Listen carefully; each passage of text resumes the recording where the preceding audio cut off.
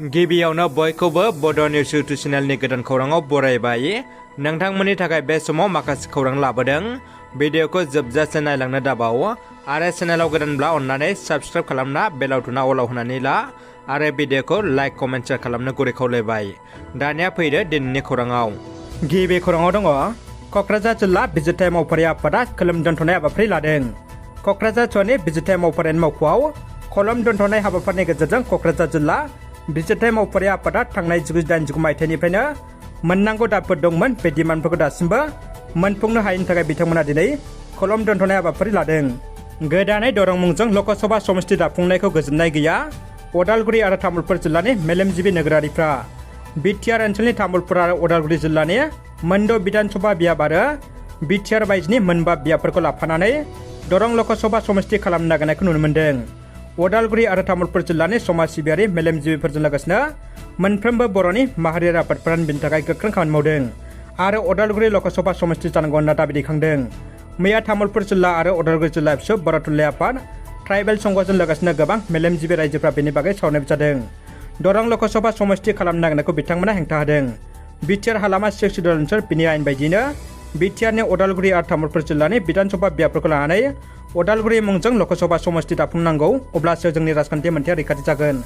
क'अर्डिनेशन for Udalguri house of parliamentary constituency demand committee मुंजों गोदानै committee दाफुंनानै Darrang Lok Sabha समष्टि मुं होनायखौ बोगारफिनना उदालगुरि लकसभा समष्टि मुं लाखिनांगौनि खामानि मावनो आवगायदों बिथांमोना।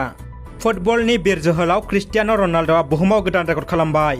200था इन्टारनेशनेल खेला गेलेखांनायनि उनाव क्रिस्टियान' रनाल्ड'आ गिनेस वर्ल्ड रेकर्ड सार्टिफिकेट आजावनो खाबु मोनो। बुहुमनि मादाव हौवाफोरनि गेजेराव बेनो गिबि देरहासारनाय होननानै बुंदों। 38 बोसोर बैसोनि क्रिस्टियान' रनाल्ड'आ 20 जुन 2023 खालि आइसलेन्डआव 20थि खेलाखौ गेलेफुंनायनिफ्रायनो गिनेस वर्ल्ड रेकर्डखौ मोननो हायो।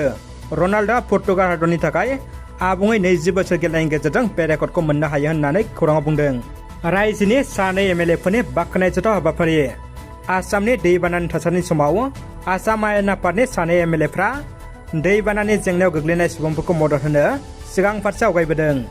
बे एमएलएफ्रानो जादों सुशान्त बरग'हाइ आरो मानब डेका। बे सानै एमएलएफ्रा गावसिनि 1 दाननि दान बान्थाखौ चिफ मिनिस्टार रिलिफ फान्डआव दान महरै होदों।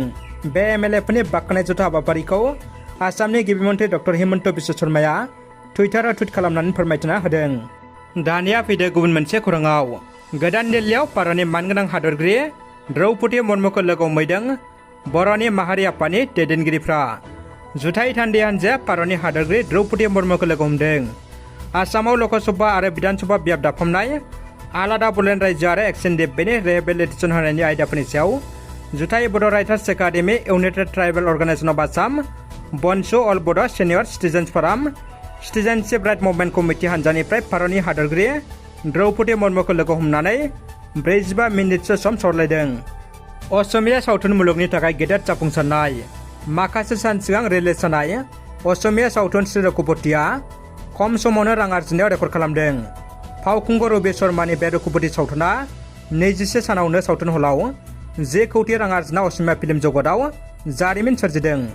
रघुपति सावथुननि जाफुंसारनायखौ शिबसागरनि एमएलए अखिल गगैया गाहाम हामलायथि बावहरदों। सरकारा रायजोनि खामानि मावनायाव फैमाल नामा? मानोथो रायजोफ्रा गावनि आखाइ मुथिनि जानो गोनां खामानि रांखौनो बाहायना दालां बानायनो गोनां जाखो? थारैनो रायजोनि मावनां खामानिखौ नुवाखै नामा सरकारा? रायजो राजाफोरनि गेदेर सोंलु। मैया समबार 2023 मायथाइनि 22 जुनाव गावनि गोलोमदै गोथां गारजासे न'खराव जानो गोनां खामानि रांखौ बाहायना औवानि दालां बानायना लाबाय उदालगुरि जिल्लानि सिङाव थानाय पानेरि बिधानसभा समष्टि आरो बिटिआरनि कालिंदर समष्टिनि सोमलिगुरि पिस्टिसनि साहा गेदेरकुसि गामिया। गेदेरकुसि गामिनिफ्राय कुसुबिल, पानेरि, टंला, डिमाकुसि आरो गोबां जायगायाव थांनो ओंखारबोनाय गामिनि लामानि दालाङा गोबां बोसोरनिफ्राय औवाजोंसो बानायना हान्थिनो गोनां जाबोदों। सरकारनिसिम दालांखौ बानायनो थाखाय आर'ज गाबख'दोंमोनब्लाबो दासिमबो सरकारा जेबो राहा लायैखौ दुखु फोरमायदों रायजोफ्रा। बिसायख'थिनि सम जाब्लासो गामिनि रायजोखौ नांगौ, ओरैनोबा मावनांगौ रायजोनि खामानिखौ नुवा। गोख्रों अजद रायजोफोरनि। लोगोसे पिस्टिसि मासिगिरि आरो सोद्रोमाफोरनिसिमबो खुथारै आर'ज गाबहरदों दालांखौ बानायना होनो थाखाय। रायजोनि आर'जखौ खोनासंगोन ना सरकार आरो पिस्टिसिया, बेखौ समासो बुंसिगोन। दानिया फैदो जोबथा खौराङाव। जोबोद दुखुनि खौरां। गसाइगाव बिमाजों ना हमनो थांफानायाव गावनि जिउखौ खोमानांबाय 3 बोसोरनि सासे उन्दै हिनजावसाया। गसाइगाव महकुमानि सिङाव थानाय साबकाटा पुलिसनि बेन्दोंआव गोग्लैनाय 2 नं पलासगुरि गामिनि थागिबि आरसे दालनि फिसाजो 3 बोसोरनि आसमा खातुना 5 जुगाव गावनि बिमानि न'आव आलासि जाहैदोंमोन। बिमाजों लोगोसे बेलासिनि 5 रिंगासो समाव 2 नं 5 जुगाव बुरासा दैसायाव ना हमनो थांफादोंमोन। ना हमबाय थानाय समावनो दहमै दैयाव गलांनानै गोमायो।